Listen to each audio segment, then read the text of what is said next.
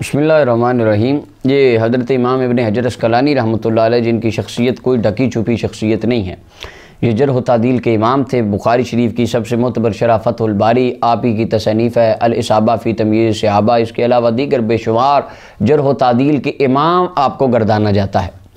یہ میرے سامنے تہذیب التہذیب کی جلد نمبر 11 ہیں۔ جرح و تعدیل کی بڑی ضخیم کتاب امام ابن حجر اسقلانی کی ہے۔ جب کسی حدیث کی سند پر گفتگو کی جاتی ہے تو امام ابن حجر اسقلانی رحمۃ اللہ علیہ آپ کے نام کو اولین صفوں میں تلاش کیا جاتا ہے کہ آپ نے اس کے بارے میں کیا فرمایا اور کیا اقوال جمع فرمائے۔ اب یہ وہ کتاب ہے تہذیب التہذیب جس سے کوئی بندہ اہل سنت کا دیوبندی ہو، خارجی ہو، وابی ہو، علمی کتابی ہو یا سنی ہو، اہل سنت اور اہل خوارج کوئی بھی اس کتاب کا انکار نہیں کر سکتا، کیونکہ یہ جرح و تعدیل کے اوپر لکھی گئی ہے اور اس کی ہر بات تمام لوگوں کے نزدیک ثقہ اور قابل اعتبار ہے۔ لوگ ہم سے سوال کرتے ہیں کہ تم مزار پہ جاتے ہو، داتا صاحب کے پاس جاتے ہو، غوث پاک کے پاس جاتے ہو، حضرت مجد الفسانی جاتے ہو، اعلیٰ حضرت شیر ربانی کے دربار پہ جاتے ہو، تو اللہ کے نیک بندوں کے، اللہ کے ولیوں کے، میں بار بار عرض کرتا ہوں رب کے ولی اور ہیں اور آج کل یہ جو دکانداریاں ہیں یہ اور ہیں، ہم ان کے بالکل خلاف ہیں اور ان سے شدید ہم بالکل بغض کرتے ہیں کیونکہ یہ دین کا نام بدنام کر رہے ہیں۔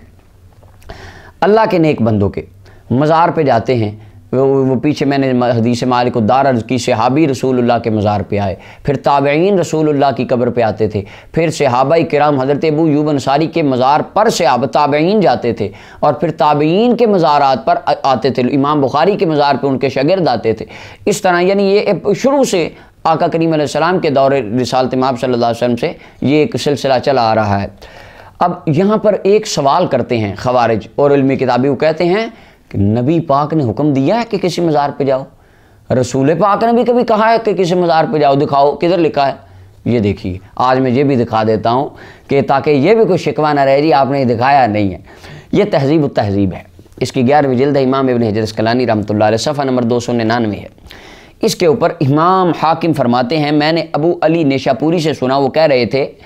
کنت فی غم شدید، میں بڑی سخت مشکل میں تھا، فرأیت النبی صلی اللہ علیہ وسلم فی المنام، میں خواب میں آقا کریم علیہ السلام کو دیکھتا ہوں کہ نبی علیہ السلام تشریف لاتے ہیں، کأنہ یقول، اور آقا کریم علیہ السلام مجھے آ کے فرماتے ہیں، حضور نے جب میرا حال دیکھا کہ یہ بڑا پریشان ہے تو نبی علیہ السلام نے مجھے فرمایا سر الی قبر یحییٰ بن یحییٰ، ایسے کر یحییٰ بن یحییٰ کی قبر پہ چلا جا۔ اللہ اکبر، رسول اللہ خود آ کے فرما رہے ہیں، حضور نے خواب میں آ کے یہ نہیں فرمایا تو ایسے کر، تو 4 رکعت نماز پڑھ لے، نماز تو وہ پہلے بھی پڑھتے تھے، حضور نے یہ نہیں فرمایا کہ تو 2 روزے رکھ لے، روزے وہ پہلے بھی رکھتے تھے۔ اب نبی علیہ السلام نے اپنے پیارے بندوں کی عظمت و شان کا اظہار فرمایا کہ جو میرے غلام ہیں اللہ نے ان کو یہ درجہ دیا ہے کہ تو اس کی قبر پہ یحییٰ بن یحییٰ رضی اللہ عنہ قبر پہ چلا جا، واستغفر، اور وہاں پر جا کر بخشش طلب کر، وصل، اور وہاں پر جا کر مزار کے پاس کھڑا ہو کر اللہ سے سوال کر، تقضی حاجتک، تیری حاجت کو اللہ پورا کر دے گا۔ اب رسول اللہ خواب میں آ کر خود تعلیم دے رہے ہیں کہ میرے فلاں بندے، میرے فلاں غلام کی قبر پہ چلا جا، رب تیری دعا قبول کر لے گا۔ تو کہتے ہیں فاصبحت، تو صبح ہوئی، میں اٹھا تو میں نے دیکھا کہ حضور علیہ السلام نے مجھے کیا فرمایا، تو کہتے ہیں میں گیا ففعلت ذلک، میں نے ویسا ہی کیا جیسے حضور نے فرمایا تھا، میں سیدنا یحییٰ بن یحییٰ کی قبر پر گیا، وہاں پر جا کے بخشش طلب کی، اللہ سے دعا کی، فقضیت حاجتی، اللہ تعالیٰ نے میری حاجت کو پورا فرما دیا، میری حاجت پوری کر دی گئی۔ اب رسول اللہ نے خود خواب میں آ کے فرمایا کہ میرے فلاں غلام کی قبر پہ چلا جا، حضور خود آ کے فرماتے ہیں کہ میرے فلاں غوث پاک کی قبر پہ چلے جاؤ، فلاں کی، اب رسول اللہ تعلیم دے رہے ہیں۔ اب یہاں پر کہیں گے یہ تو خواب تھی،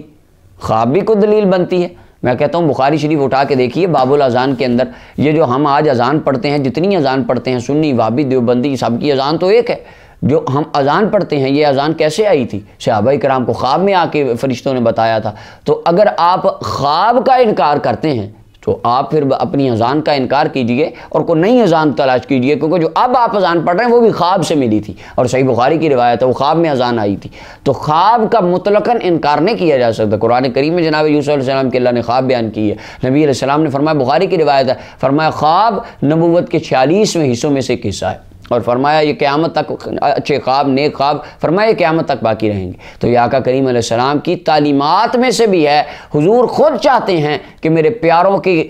قبر پر اور میرے پیاروں کے مزارات پر اور ان کی مبارک جگہوں پر جا کے تم دعا کرو، رب تمہاری دعاؤں کو قبول فرما لے گا۔ یہ میرے آقا کریم علیہ السلام کی تعلیمات کے مطابق ہے، اور ان تعلیمات پر عمل کرنے کے لیے اللہ نے سنیوں کو پسند فرما لیا۔